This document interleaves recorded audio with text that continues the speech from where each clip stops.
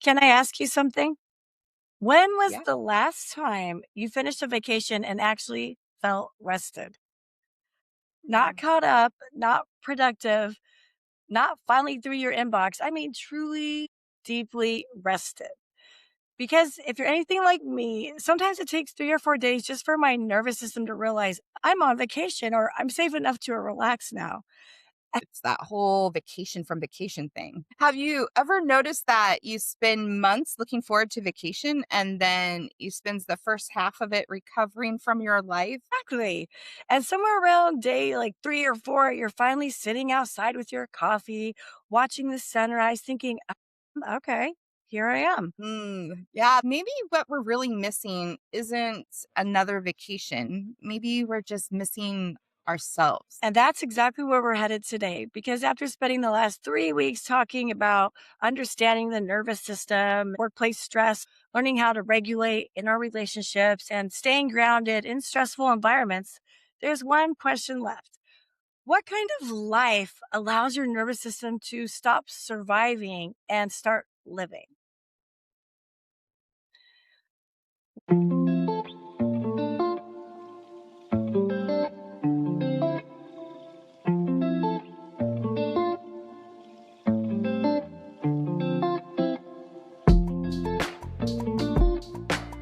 Welcome back, everyone, to the Sacred Soul Roots podcast. I'm April. And I'm Angela. And today we've arrived at the final episode in our four-part series on nervous system regulations, or our unofficial title, How to Keep Your Shit Together When Everyone Else is Losing Theirs. I still love that title, mostly because we've all been there. Absolutely. And if this is your first episode with us, welcome. We're so glad that you're here. This is a place where we have real conversations about being beautifully human. We laugh, sometimes we cry, we tell stories, we learn. And most importantly, we remember that healing isn't about becoming someone different. It's about coming home to who you've always been.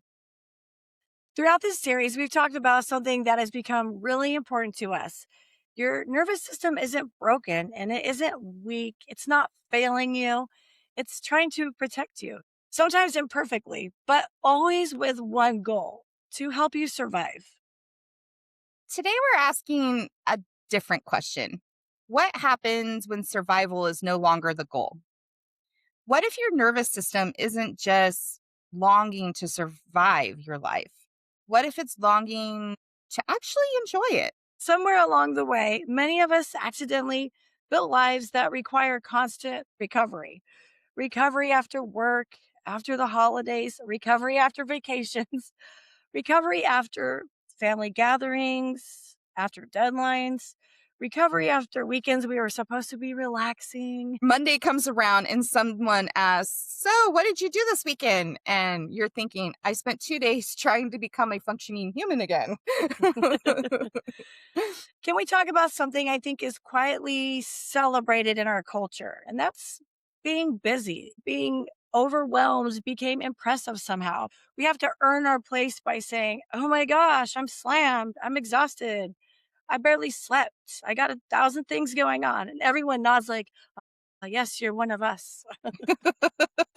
It's almost become like social currency. I'm busier than you are. No, I'm more exhausted than you. I got only 4 hours of sleep. Well, I answered emails during my kid's soccer game. Oh, yeah? Well, I answered emails during surgery. Okay, hopefully not that one. But honestly, it's funny because it is true. We've almost turned exhaustion into an achievement of sorts. Your nervous system isn't asking for perfection, it's asking for moments, little moments, moments that remind it that life isn't only about deadlines. Life is also sunsets and it's music and conversations around the dinner table. Life is also about the smells of fresh baked bread and laughing so hard with your best friend that your stomach hurts. And watching your dog dream while they're sleeping on the couch, those little leg twitches. And it's also about children saying, "Watch this," for the 16th time. And you actually watch. That's something I've been thinking about a lot lately. The older I get, the more I realize these little moments are actually the big moments. Nobody gets to the end of the day and says, I really wish I'd answered a few more emails. I don't think that ever happened. Right. Instead, people remember campfires, road trips, holding someone's hand, the family recipe, the Sunday afternoon nap, grandma's laugh, watching the stars, the sound of rain. Those ordinary little moments, they become sacred. And maybe because they're where we're actually fully present. You know what that reminds me of? One of my favorite questions, not what did you accomplish today, but did you actually get to experience today? Hmm. Because those are very two different things. That's exactly where we're going today. We're going to talk about why modern life keeps pulling us away from ourselves, how we can begin building rhythms that actually support our nervous systems, and why slowing down isn't falling behind necessarily, and why this week is especially meaningful for us at Sacred Soul Roots because something we've been quietly nurturing for quite a while, it's finally ready to be shared with all of you. And we can't wait to tell you the story behind it. Not because it's just another program, because it's born from the very question we've been asking throughout this entire series. How do you stop living lives that constantly require recovery and start creating lives that feel nourishing? You know what I've been thinking about lately? We've known each other for more than 36 years now, right? Since 1990, which somehow feels like yesterday and 100 years ago at the same time. Right? We've basically grown up together. We've watched each other become wives, moms, Mm, change careers, chase our dreams, fall down, and get back yeah. up. We've reinvented ourselves along the way. And now here we are building a business together. And sometimes I look at you and I just love you and I think, how are we old enough for this? I know. And then one of our kids says something like, "You guys didn't have Google?" And Oh, suddenly we become the ancient elders. I know, like when my kids say, Mom, whatever, you're from the 1900s. And that sounds so old. I get it. As funny as that is, I think there's something important there. Life wasn't necessarily easier, but it was slower. Not perfect, just slower. When we were kids, we were outside until the streetlights came on. We weren't documenting every moment. We weren't answering work emails while making dinner. When we were with someone, we were actually with them. I remember spending entire afternoons sometimes just lying on the grass looking up at the clouds. And did I accomplish anything? Maybe not. But did my nervous system probably love every second of it? Absolutely. And I think that's what we're talking about because people sometimes say, I don't know where the joy went. I don't think joy disappeared overnight. I think it slowly gets crowded out, one responsibility at a time, one deadline, obligation, notification, calendar reminder.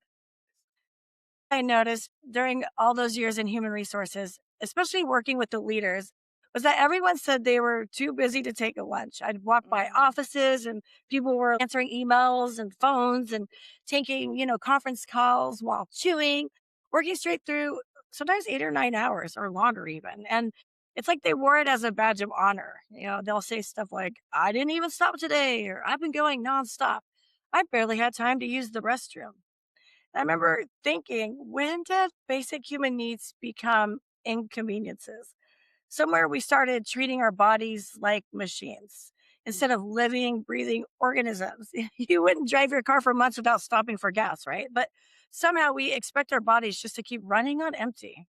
right? And then we wonder why we're so exhausted or anxious or short tempered or disconnected. Our bodies aren't failing us. They're waving little white flags saying, I've been trying to get your attention. This reminds me of being a mom. There were seasons when the kids were little that everyone needed something. Like one was crying, one couldn't find their shoe, they had soccer and other activities, school projects were due. And by the end of the day, I don't think I sat down once. Or you do finally sit down and somebody yells, "Mom!" Exactly. And here's what's interesting is that exhaustion wasn't always from doing too much physically. Sometimes it was making 1,000 tiny little decisions that made you so tired. What are we having for dinner? And did I sign that permission slip? And who's picking up whom? And did I switch the laundry? Did I call my mom? Did I answer the emails? Our brains never got to close all of those tabs.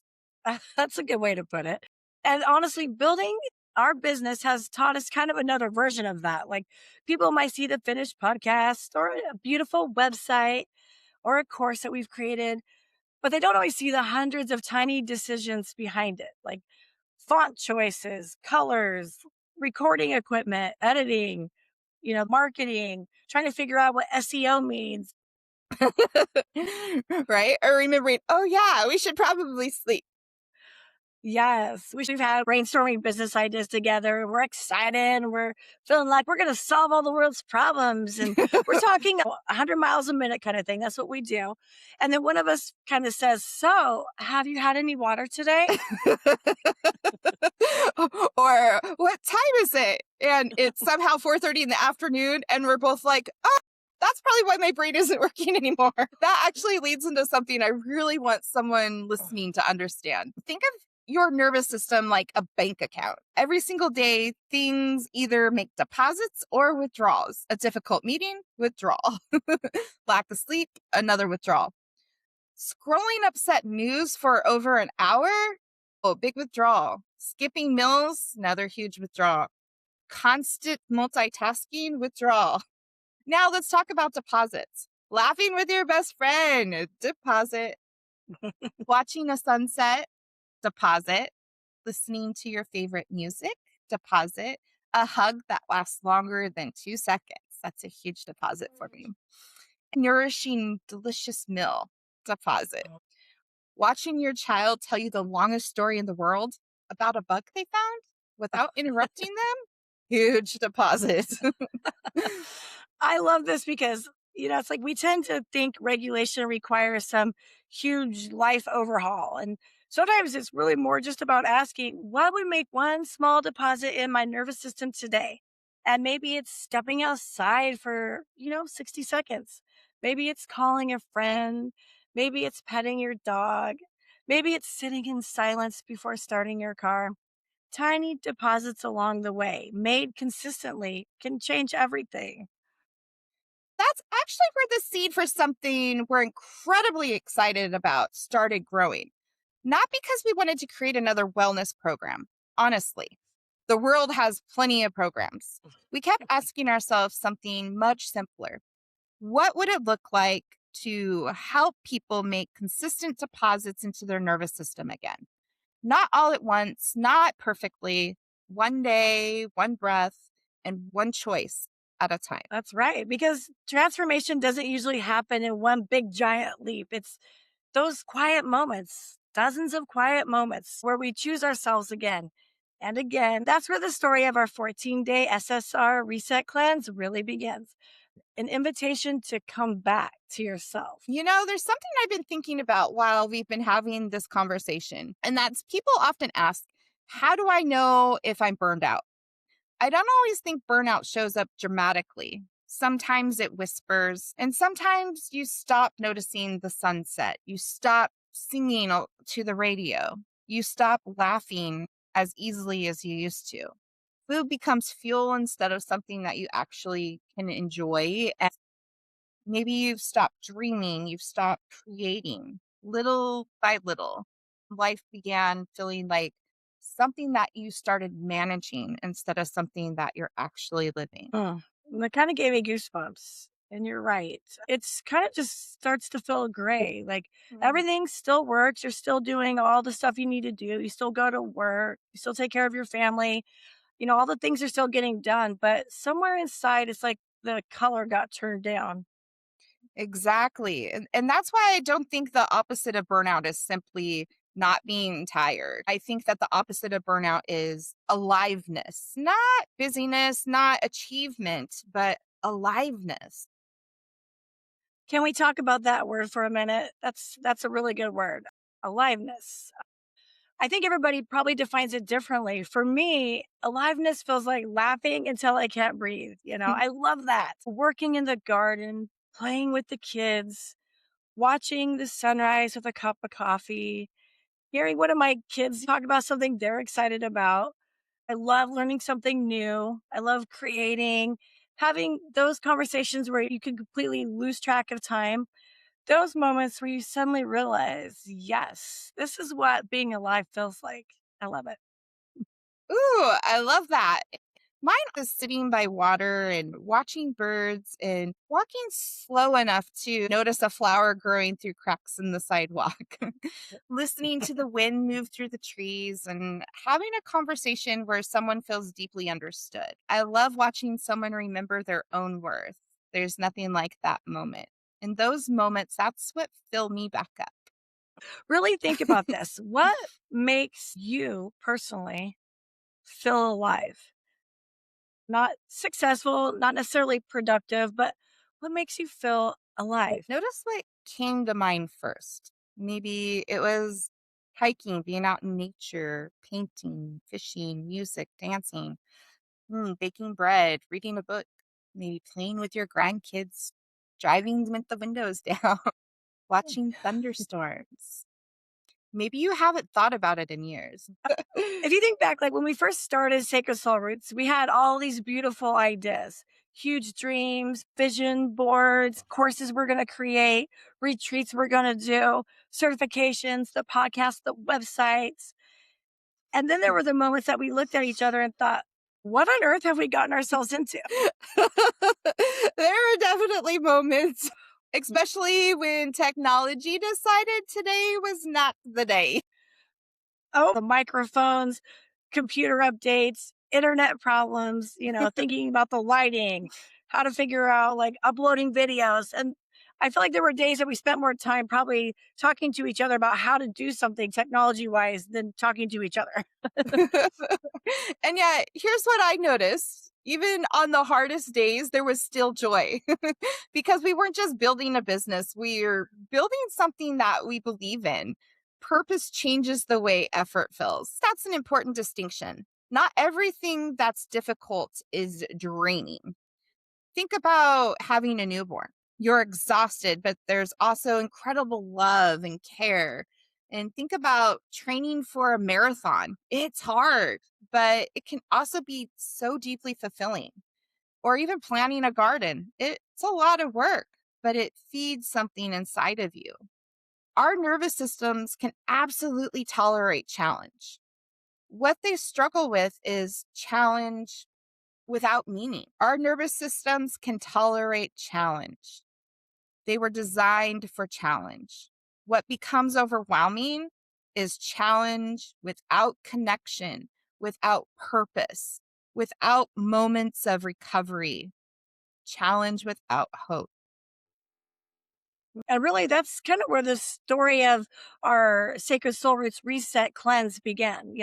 Sometimes people would ask us, so why did you create a 14-day reset cleanse program? And the answer isn't because the world needs another program. The answer was much more personal. It's like over the years between human resources and your work in crisis response and mental health, raising families, building businesses, and walking alongside hundreds of people, we kept noticing the same thing. People weren't lazy, they weren't lacking motivation or desire. They were depleted, not just Mm. physically, but emotionally, mentally, spiritually.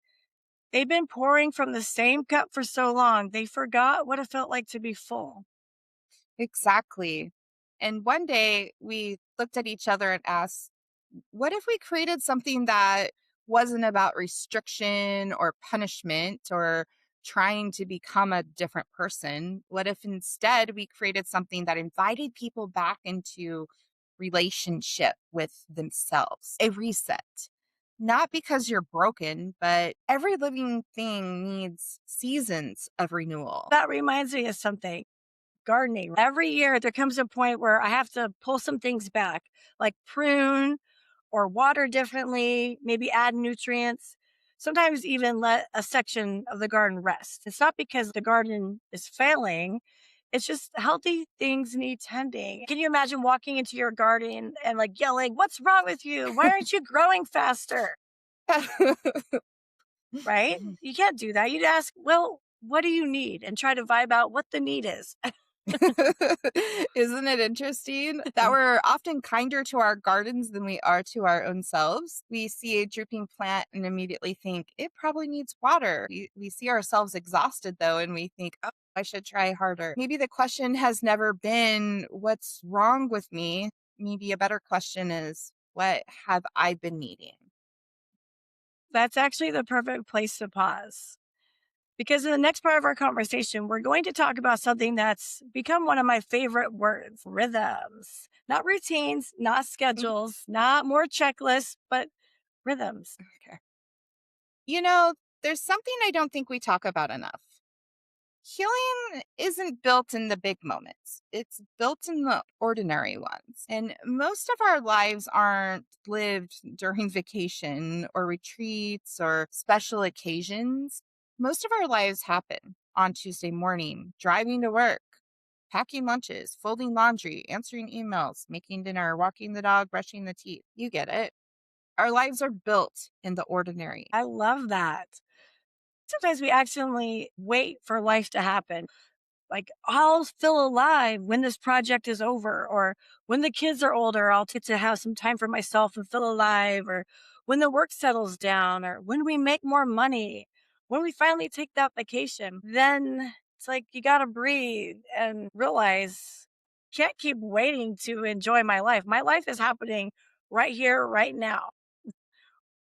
Exactly. And your nervous system doesn't need one perfect week each year. It needs little moments every single day that remind it you're home now.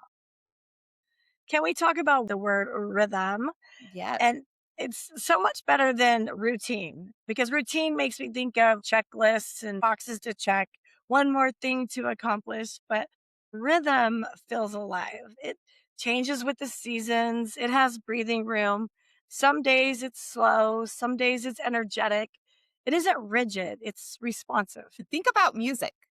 A rhythm isn't beautiful because every beat is identical. It's beautiful because it flows. There's movement, there's space, there's quiet, there's rest. Nature doesn't rush. The tides have rhythm, the moon has rhythm. Oh my goodness. Seasons have rhythm, our breaths have rhythm, our heart has rhythm. Maybe we weren't created for constant acceleration. Maybe we were created for rhythm.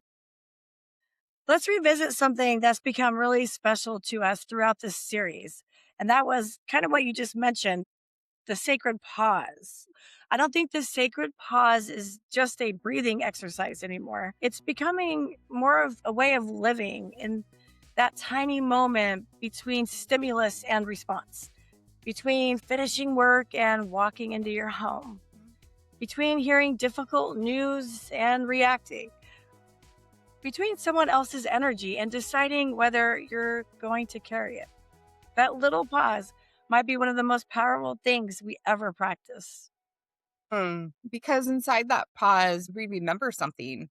We remember that we have choices. We don't always get to choose what happens, but we do get to choose how we need it. I'm going to share something I've started noticing. It's like there have been days, especially while we've been building our business and working on our programming and all that good stuff. It's like I'll catch myself halfway home and realize I don't even remember the drive. Have you ever done that? It's like that self hypnosis almost when you're on autopilot. It's like you arrive, your body's been driving, and your mind's already on the next thing. Yeah, I think we've all done that. Autopilot. Exactly. So I've been experimenting with something. And now, even before I start my car, I try to remind myself just to sit still and quiet for 30 seconds with no phone, no music, no podcast, just 30 seconds and ask myself, how do I want to arrive? Mhm. Not what do I still need to finish or what do I still need to do or what did I forget? Just how do I want to arrive? Because some days the answer that comes to mind is like, patient or maybe playful. Some days it's present. Sometimes it's simply soft. And that's such a different question because it shifts our attention from doing something to being. Can I tell you one of my favorite things about our friendship? Yeah, that's what. We know each other through so many different seasons of our lives, like as teenagers, young moms, career changes, building businesses, celebrating, grieving, all of it. And you know what has never really changed? We still know how to laugh. Sometimes, like, really laugh. The kind where you can't even finish your sentence or finish a podcast because you're laughing so hard. Oh, yes, the funny looking laugh where we have to, like, edit that part out because it looks kinda ugly or silly. Where tears are running down our faces and somebody snorts, and then somehow that makes everyone laugh even harder. Science does actually tell us laughter changes our physiology. I don't need research to tell me that. I just know how I feel afterward, lighter, more open, more connected, and sometimes I just feel like laughter is the best medicine. Joy isn't something that you earn after you've finished everything. Because let's be honest, everything is never finished. There will True. always be another load of laundry, another email, another responsibility. If joy only comes after everything is done, joy would never come at all. And let's say it another way too, like, joy isn't dessert, Ooh. it's nourishment, it's the main meal. It's not something you try to save until the end. It's one of the things that gives you energy to keep going. You know, this week feels especially meaningful to us, not just because we're launching something that we've poured our hearts into, but because it's happening during the full moon. Now, whether astrology is your thing or not, we love what the full moon symbolizes illumination, completion, gratitude, release. A moment to gently ask, what have I been carrying that I'm finally ready to set down now? Hmm. Yes, and we've spent months creating our 14-day Sacred Soul Roots Reset Cleanse. Mhm. And I don't think either of us ever wanted to feel like it was just another challenge to conquer. It's really quite the opposite. We wanted to feel like someone opening the door to more, smiling and saying, "Come on in, take your shoes off, exhale. You don't have to perform here." Because that's what we needed. And maybe that's what someone listening needs too. Not another thing to achieve, but a place to begin again. And that's why we chose the word reset, not restart, not reinvent, but reset. Because you're not starting over. You're just reconnecting with your body, with your breath, with your relationships, with your purpose, with that quiet voice inside of you that's been whispering all along, come back. That's really the heart of everything we've shared over these last 4 weeks. Not become something better, but just remember who you are underneath all the noise. And speaking of remembering, we've reached my favorite part of every episode.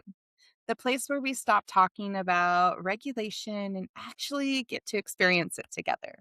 So, whether you are folding laundry, walking through your neighborhood, or sitting quietly with a cup of tea, we'd love to invite you to get rooted.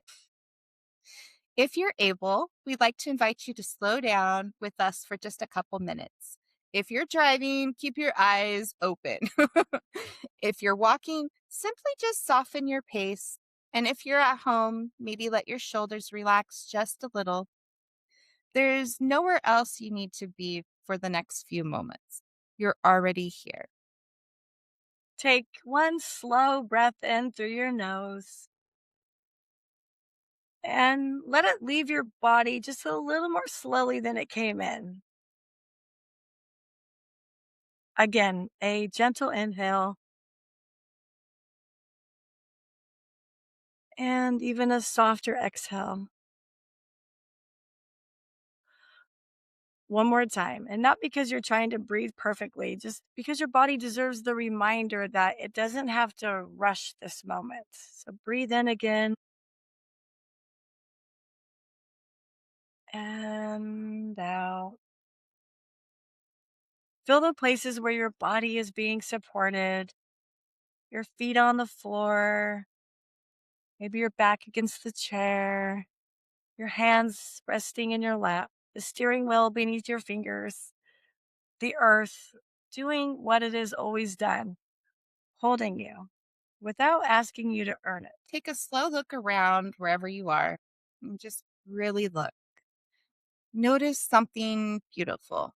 Maybe it's sunlight coming through a window. Maybe it's a tree, a cloud, a favorite mug, a photograph, a child laughing in the next room, a bird perched outside, or maybe it's simply the color of the sky today. We spend so much time and so much of our lives looking through our surroundings instead of seeing them. Today, just notice. Now, I'd like you to imagine something.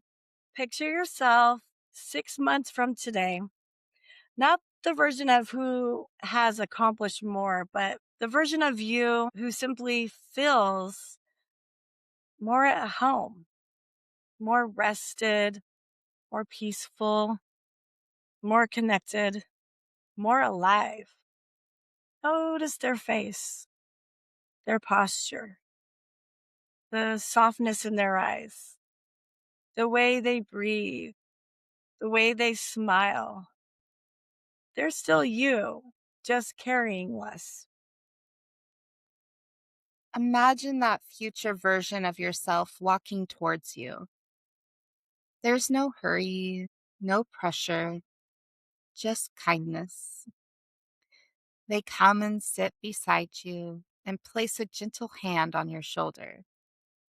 And maybe they whisper something you needed to hear for a long time. Maybe they say, you don't have to keep proving your worth, or it's safe to slow down.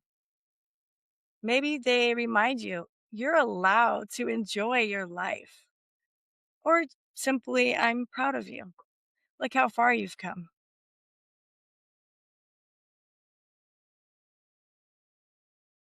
Take a moment and notice how your body responds. Not your thoughts, your body. Does your jaw soften? Does your shoulders drop? Does your breath deepen? This is what safety can begin to feel like. Over the last 4 weeks, we've talked about understanding your nervous system, your relationships, your workplace, and today, your life. If there's one thing we hope you carry and take with you, it's this: your nervous system has never been your enemy. It's been doing its very best to protect someone incredibly precious, you. And maybe, just maybe, the next chapter of your life isn't about becoming someone new. Maybe it's about remembering the person who existed before life convinced you that surviving was the only way to live. And as many of you know, this week is especially meaningful for us. After months of dreaming, creating, learning, editing, changing things, and changing them again, laughing, sometimes crying, and pouring our hearts into every little detail, our 14-day SSR Reset Cleanse is finally going to be available. Not because we think you need fixing, but because we want to create a gentle, welcoming space where people could begin making those daily deposits into their nervous system again. A place to slow down, reconnect, reflect, nourish, release what no longer serves them. Remember what truly matters. And if that speaks to your heart, we'd love to welcome you whenever you're ready. And if you've been with us through this entire 4-part series, thank you. Thank you for spending your walks, your commutes, your quiet mornings, your laundry folding, your coffee breaks, and little pieces of your beautiful life with us. It means more than you'll ever know. And before we go, We'd love to leave everyone with one final blessing. May you remember that rest is not something you earn. May you discover moments of wonder hidden inside those ordinary days. May your work be meaningful, but never become your identity. May your home become a sanctuary instead of another workplace. May your body be treated with the same kindness you would offer a dear friend. May your relationships remind you that you were never meant to carry life alone. May laughter visit your kitchen often.